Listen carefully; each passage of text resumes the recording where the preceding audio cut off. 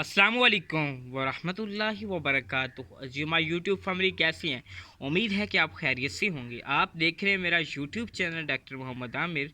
तो आपसे रिक्वेस्ट है कि जिन्होंने अभी तक मेरे चैनल को सब्सक्राइब नहीं किया उनसे रिक्वेस्ट है कि मेरे चैनल को ज़रूर सब्सक्राइब करें ताकि इसी तरह की नई से नई इन्फॉर्मेशन वीडियो आप तक पहुँचती रहे। तो आज की वीडियो में मैं आपको स्टोमिक के बारे में बताऊँगा कि हमारा जो स्टोमिक है इसके मेन फंक्शन क्या हैं। तो फर्स्ट जो फंक्शन है इसका जो मेन इंपॉर्टेंट है, जो हमारा स्टोमिक है वो 1.5 लीटर जो फूड है उसको अपने अंदर स्टोर कर सकता है। ये हमारे जो स्टोमिक है उसकी एक कैपेसिटी है।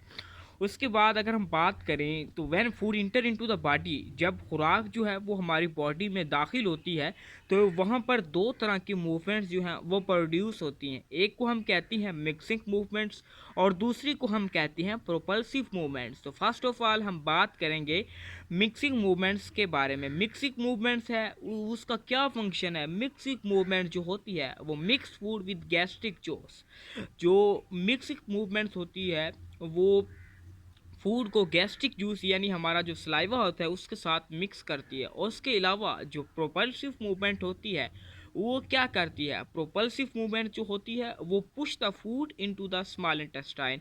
मतलब कि जो हम खुराक खा रहे होते हैं उसको स्मॉल इंटेस्टाइन की तरफ जो पुश कर देती है, जो धकेल देती है, उसको हम कहते हैं प्रोपल्सिव मूवमेंट। उसके अलावा जो हमारा स्टोमिक होता है उसका एक इम्पॉर्टेंट फंक्शन ये भी है कि ये एज एंटीसेप्टिक के तौर पर काम करता है। जैसे कि हाइड्रोक्लोरिक एसिड है, ये एक केमिकल्स होता है, ये भी हमारे स्टोमिक में यूज़ होता है।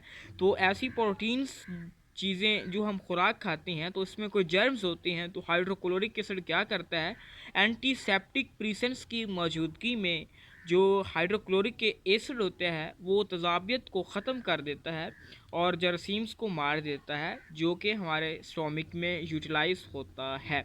उसके अलावा जो प्रोटीन्स वाली चीज़ें हैं उसको जो हमारा स्टोमिक है उनको अब्जॉर्ब करने में और उनको डाइजेशन करने में भी अहम किरदार अदा करता है।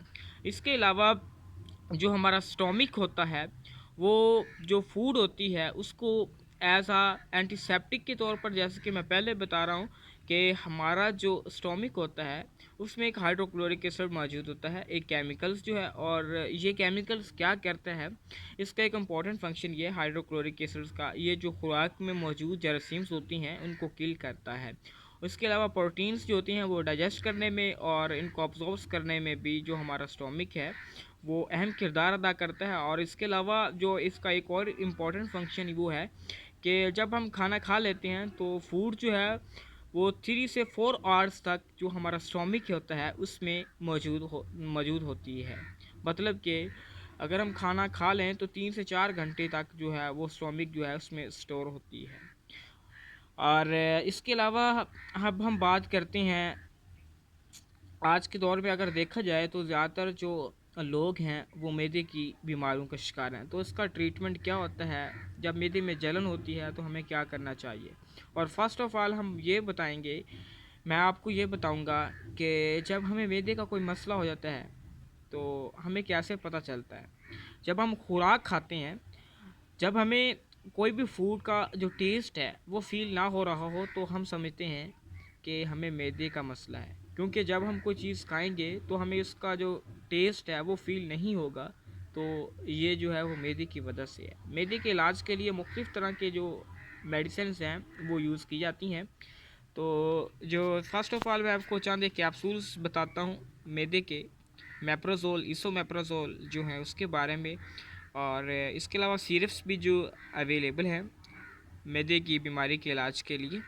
तो जो लोसिक कैप्सूल है वो मैदे का कैप्सूल है बहुत हाई लेवल का। अगर बहुत ज़्यादा एसिडिटी हो जाए, जब हम कोई ऑयली चीज़ें फैटी एसिड वाली चीज़ें खा लें तो उसके इलाज के उसके बाद जब हमें ऑयली चीज़ें खाने के बाद जो एसिडिटी है वो इंक्रीज़ हो जाती है तो इसके बाद हम मेडिसिन्स लेती हैं, जैसे कि लोसी कैप्सूल्स है, राइसिक कैप्सूल है, नेक्सम कैप्सूल है। और अगर हम सिरप्स की बात करें तो अल्सानिक सिरप है, उसके बाद सैमसिड सिरप है, हर्बिजल सिरप है, पोलिसिड सिरप है। ये जो सिरप होते हैं ये मैदे के बीमारी के इलाज के लिए हैं। तो उम्मीद है कि आपको स्टोमिक के फंक्शन के हवाले से, और अगर अल्लाह ना करे आप कोई भी इस मर्ज़ में मुब्तला हो मैदे की, तो उसके बारे में जो मैंने मेडिसिन्स बताई हैं उसको आपको पता चल गया होगा। तो इसी तरह की इन्फॉर्मेटिव वीडियो देखने के लिए आपसे रिक्वेस्ट है कि मेरे चैनल को ज़रूर सब्सक्राइब करें, ताकि इस तरह की नई से नई इन्फॉर्मेशन आप तक पहुँचती रहे। ओके, अल्लाह हाफ़िज़, best of luck with best wishes, इंशाल्लाह मिलेंगे एक नई वीडियो में।